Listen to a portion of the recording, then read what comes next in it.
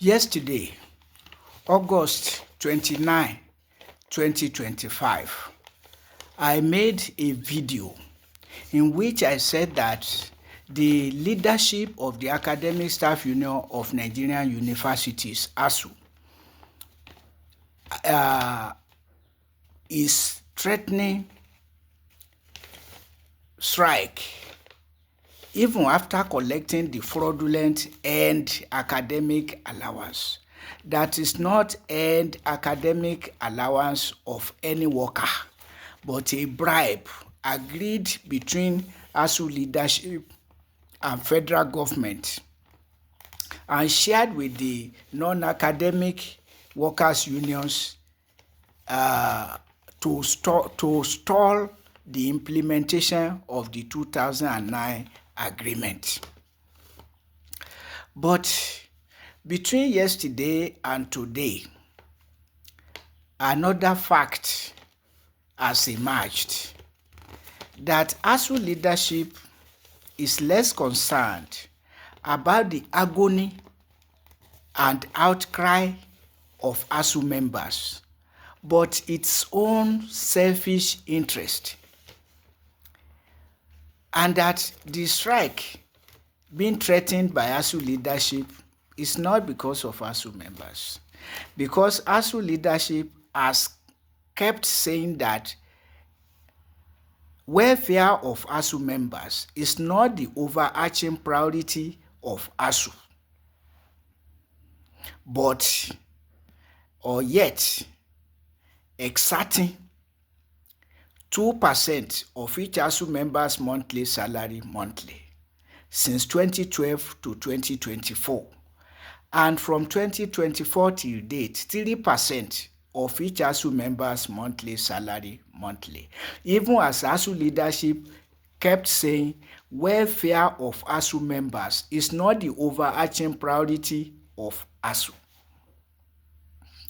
And despite the agitation and pressure of ASUU members that ASUU leadership should stop collecting the fraudulent and academic allowance and let government implement the 2009 agreement, ASUU leadership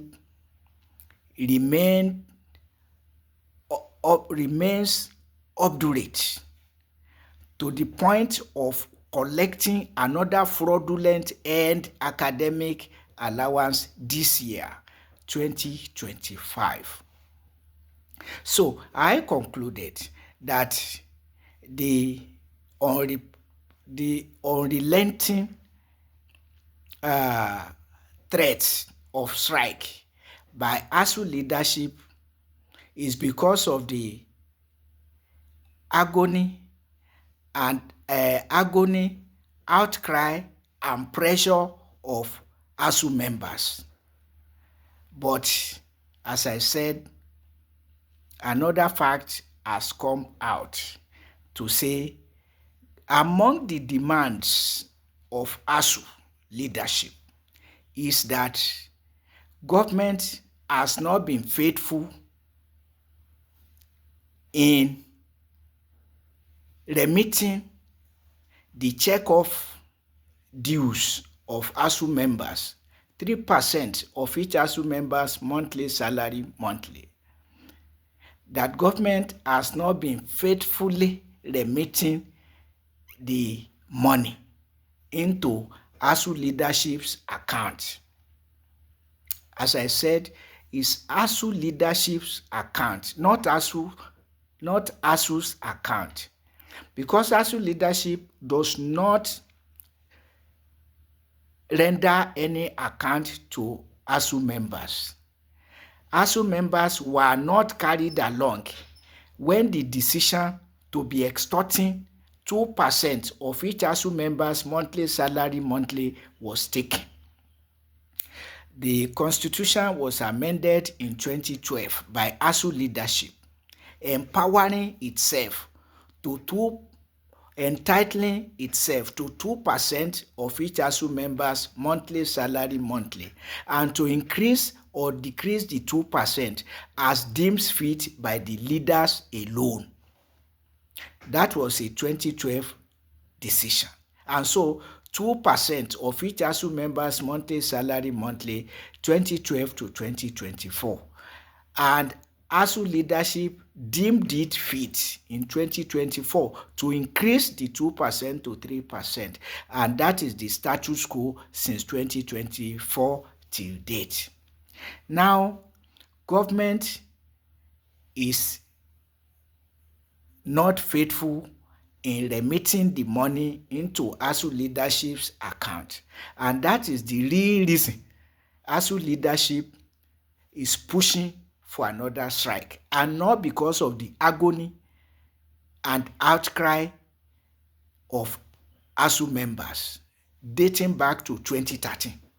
And ASUU leadership obdurate as Hamas in Gaza, saying that whatever happens to Gaza, it must remain, Hamas insists it must remain in power in Gaza, of which Israel is saying, upon our dead body, because you are a terrorist organization and Israel is not secure with you as a terrorist organization leading Gaza. So, as Hamas is careless, as Hamas cares less about the welfare of Gaza, so is ASUU leadership obdurate about the welfare of ASUU members. The pressure on government and threat of strike is not primarily because of the 2009 agreement that has been there since 2013, but that government is not faithful to remitting the check of dues of ASUU into ASUU leadership's account. The motto of ASUU leadership is welfare of ASUU members is not the overarching priority of ASUU. So that is the fundamental option. And ASUU leadership has stuck to it 2013 till date, 2025. What is the evidence? The evidence is that ASUU leadership has taken or took another fraudulent end academic allowance in this year, 2025.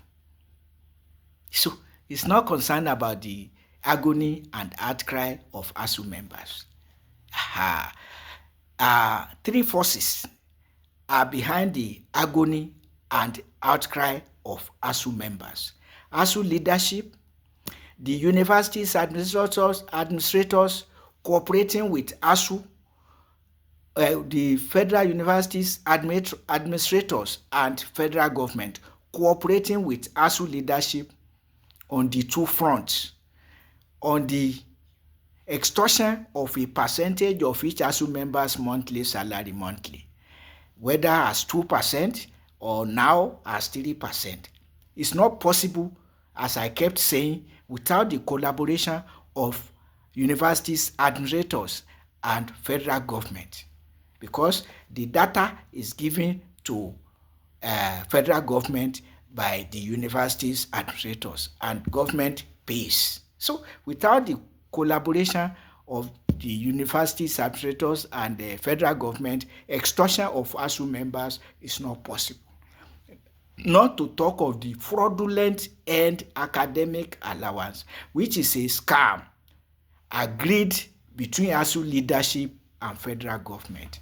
All this, you will know the truth, and the truth will set you free. But if you are dodging the truth, you will never be free.